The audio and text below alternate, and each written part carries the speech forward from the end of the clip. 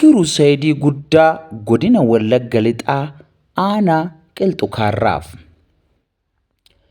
Baga gammaddan. Sagantaa guddaan saba aanaa Qilxu Kaarraa fi naannoo isheetti argaman hundumaaf qophaa'ee jira.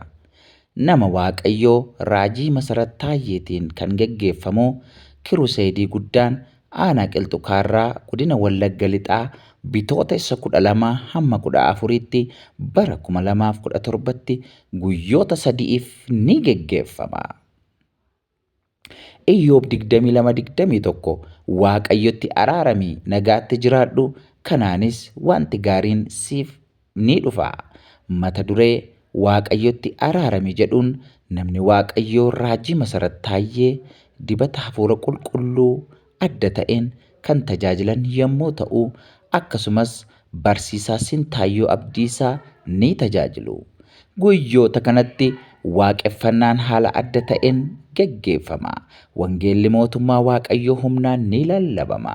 Kanarraa kan ka'es fayyinni dinqiin, hiikamsii fi bilisa ba'uu ajaa'ibsiisaan saba isaaf ni ta'a. Gaddi gammachuutti ni jijjiirama.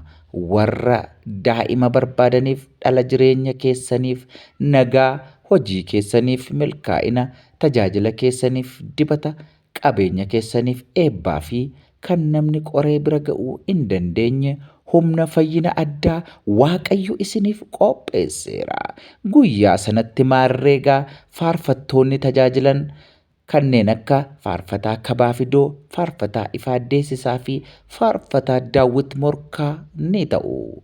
Guyyoota kanatti sabni hundinuu dirree mana barumsaa Qilxu Kaarraa irratti argamtanii Yesuus burqaa fayyinaa isa ta'e wajjin wal arguun hirmaattota fayyinaa fi eebba kanaa akka taatan jaalala Waaqayyootiin affeeramtaniittu.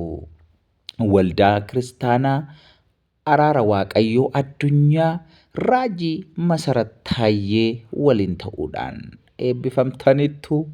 Nagaan hunduma keessaniif haa ta'u.